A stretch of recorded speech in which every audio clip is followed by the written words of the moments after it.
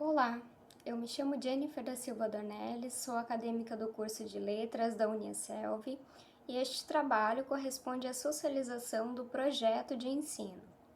A área de concentração é o ensino de língua portuguesa. O programa de extensão deste trabalho são práticas virtuais de contação de histórias e o tema do mesmo corresponde à contação de histórias como um recurso didático-pedagógico para o ensino das funções de linguagem. O presente estudo, ele abordará então práticas virtuais de contação de histórias como um recurso didático-pedagógico para o ensino das funções de linguagem, e a justificativa da escolha desse tema se dá justamente pela importância de manter a qualidade do ensino de língua portuguesa no cenário atual, que é um ensino voltado ao ensino remoto, um cenário pós-pandemia, no qual então esse ensino à distância ele apresenta-se como uma alternativa e que ganhou então também muitos adeptos neste período. Objetivos do trabalho. O objetivo geral é explanar então através de pesquisa bibliográfica e de cunho qualitativo acerca do uso e da relevância de práticas virtuais de contação de histórias, vinculado a um conteúdo do currículo escolar do ensino médio. Os objetivos específicos são apontar as práticas virtuais da contação de histórias, então, como um recurso didático-pedagógico para o ensino das funções de linguagem e também demais conteúdos do currículo escolar da educação básica. Incentivar também a leitura, escuta de textos literários, visando então a formação completa do indivíduo como um cidadão crítico e consciente. Fundamentação teórica. Quando nós estudamos a comunicação, verificamos que cada ato comunicativo ele apresenta 6 elementos: o emissor, receptor, mensagem, canal, código e referente. Existem 6 funções de linguagem e cada uma delas está diretamente ligada aos 6 elementos da comunicação. Quando a ênfase está, por exemplo, no código, está sendo determinada a função metalinguística. São 6 funções de linguagem: a função referencial, emotiva, expressiva, função conativa, fática, metalinguística e poética. Não há como tratar, então, do ensino das funções de linguagem, como tratar do ensino de um conteúdo do currículo escolar, sem mencionar práticas e métodos de ensino. O método, segundo Oliveira, do ano de 2015, consta em tela uma citação no qual ele menciona que o método ele é entendido como um meio traçado para a chegada ao objetivo de aprendizagem. E acerca das técnicas, Oliveira também no mesmo ano, ele definiu como procedimentos práticos executados para tornar o ensino mais agradável, diversificado e eficaz. Elas compreendem os recursos materiais utilizados para a prática docente. Ou seja, quando vai ser ensinado qualquer conteúdo do currículo escolar, é primordial, a primeira coisa a ser levada em consideração é qual o método e as técnicas de ensino que será utilizada para o ensino e aprendizagem daquele conteúdo, a fim de que desperte nesse aluno um interesse, né, um olhar de estar tratando de algo da língua portuguesa de uma maneira mais agradável e que chame a atenção desse aluno para esse assunto abordado.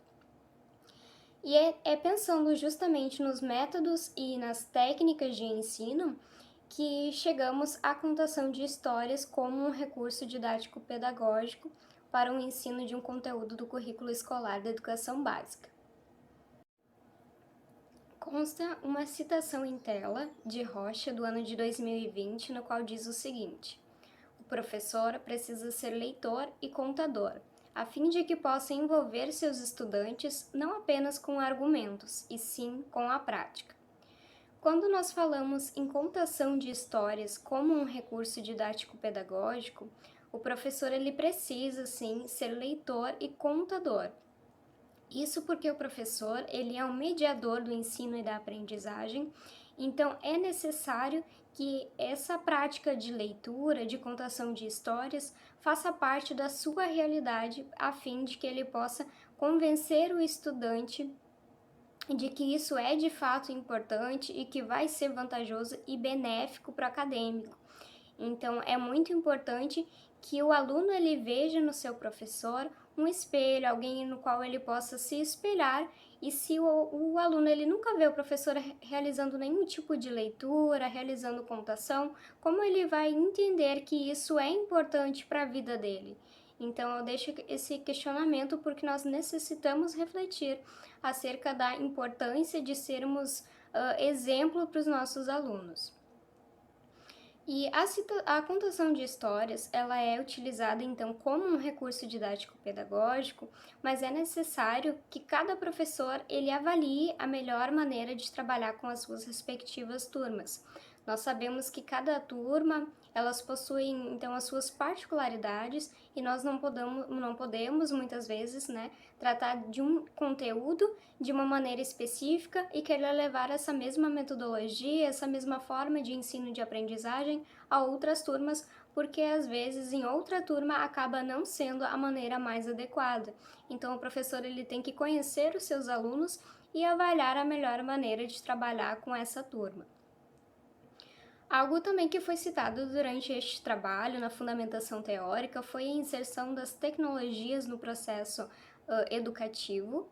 E é importante mencionar isso porque, apesar de nós estarmos na era da tecnologia, muitos professores ainda possuem um preconceito quanto à utilização desses recursos tecnológicos, seja muitas vezes porque eles não fizeram nenhum curso durante a sua caminhada, né, de aproveitamento, não aprenderam a utilizar as tecnologias na sua amplitude para levar para a sala de aula de uma maneira que seja um recurso utilizável.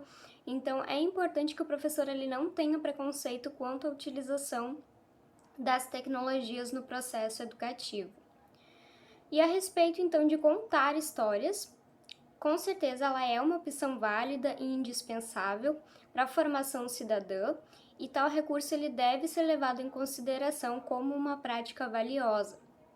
De acordo com Medeiros, no ano de 2016, a menção de a contação de histórias, que ela contribui para a formação de alunos leitores e lhe dá a possibilidade de manifestar as suas ideias, transformando-se em um indivíduo participante, reflexivo e crítico da sociedade, além de contribuir para o aprendizado de prática de leitura, de produção e de compreensão textual. A metodologia utilizada neste trabalho foi uma pesquisa de revisão bibliográfica, e esse tipo de pesquisa ela automaticamente já faz parte de todo o trabalho acadêmico.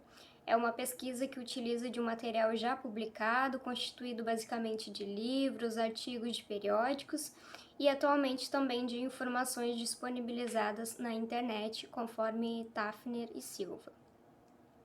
Além da pesquisa bibliográfica, que é a base então de todo o trabalho acadêmico, uma pesquisa observacional também foi desenvolvida. Essa pesquisa foi uma entrevista, utilizada como um suporte, que foi criada através do Google Formulários. E esse Google Formulários, ele dispõe então de perguntas de múltipla escolha e espaço para respostas curtas ou longas. A pesquisa ela foi enviada aos professores e acadêmicos também do curso de letras, né, língua portuguesa, especificamente, através de um link via WhatsApp, e através dessas respostas foi realizada a observação para análise qualitativa, para a gente formular então um resultado qualitativo frente à temática deste projeto de ensino. Os resultados e discussões foram baseados justamente nessa pesquisa que foi realizada através do Google Formulários. Entre as perguntas utilizadas no Google Formulários, inicialmente tratei acerca do ensino descontextualizado, né, de língua portuguesa, para que os professores respondessem acerca da sua opinião com relação ao ensino descontextualizado. E é primordial que o professor ele tenha em mente, então, que atua como um mediador de ensino e de aprendizagem e que precisa despertar o interesse nesse aluno, e o professor que ele tenha mesmo o interesse de formar um aluno como um cidadão crítico e consciente, ele vai ter essa necessidade de repensar, de refletir, de avaliar as suas práticas de ensino em sala de aula, seja presencial ou remotamente.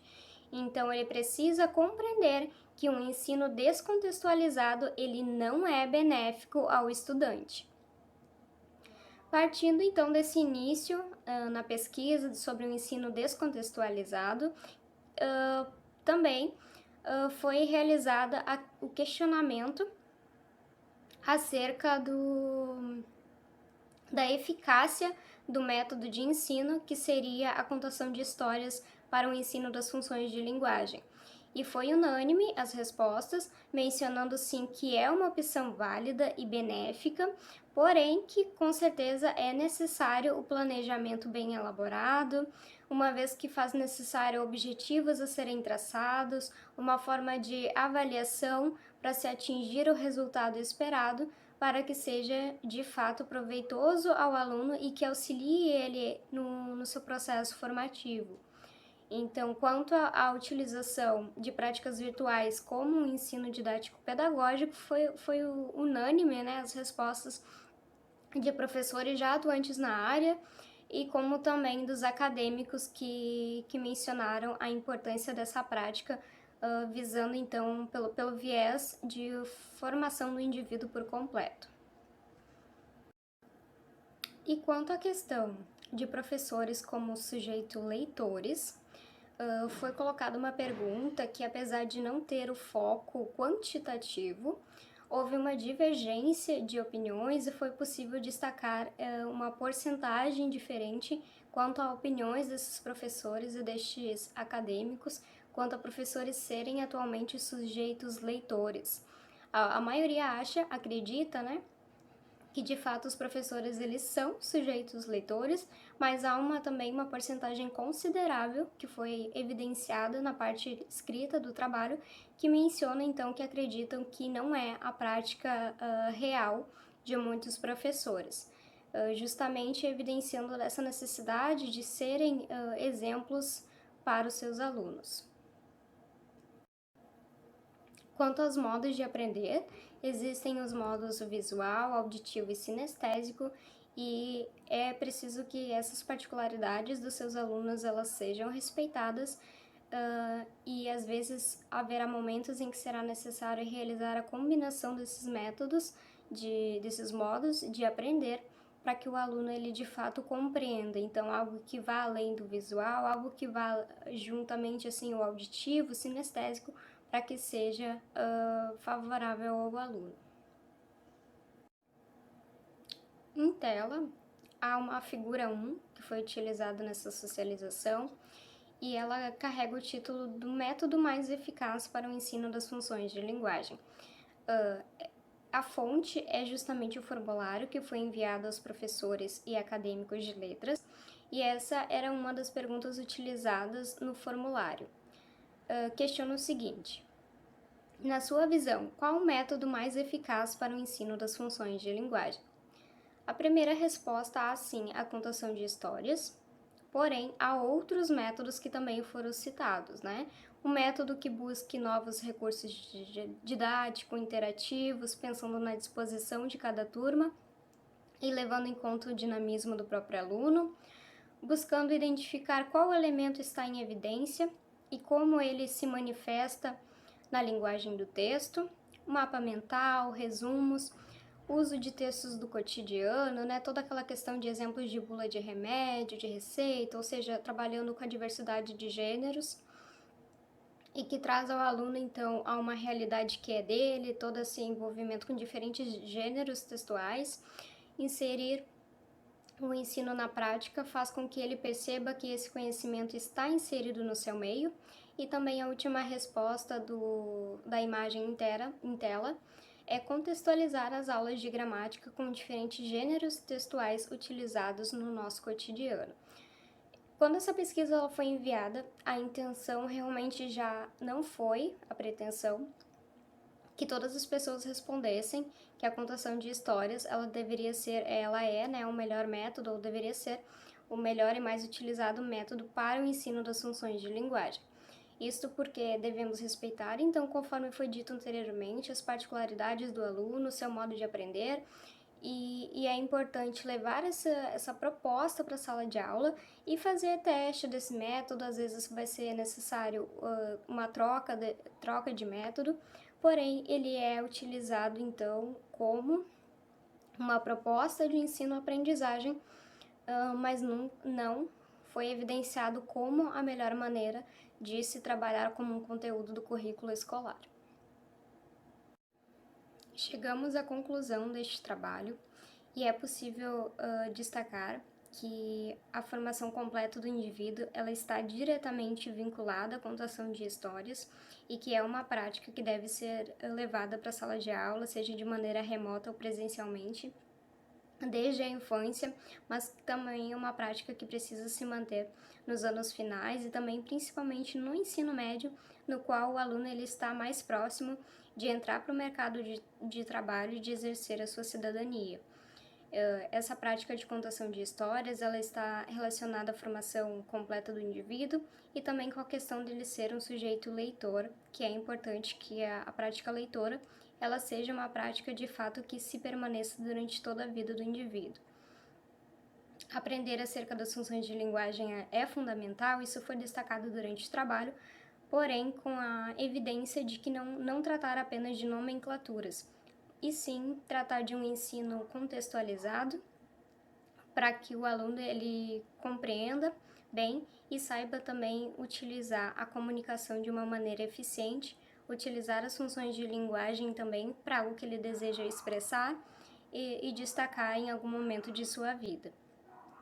Para que o indivíduo ele se insira no mundo social, no trabalho e também para que ele exerça a sua cidadania, vai ser requerido deles competências de leitura, de escrita. Então, o professor ele precisa deixar isso bem claro, principalmente nos anos finais, conforme é o foco deste trabalho, que é o ensino médio. Saliento, então, que reflexões acerca da atuação profissional, elas são fundamentais. Preocupar-se com a real aprendizagem do educando é algo que deve estar sempre na mente de todo educador. O Brasil ele tem, de fato, então, muito a melhorar, porém, quando todo o corpo docente ele se posiciona em prol de uma educação de qualidade, mudanças elas podem ser visíveis e favoráveis a todos. O corpo discente ele também precisa posicionar-se, compreender que ele deve possuir uma visão crítica e ser participante no ambiente escolar e também fora dele.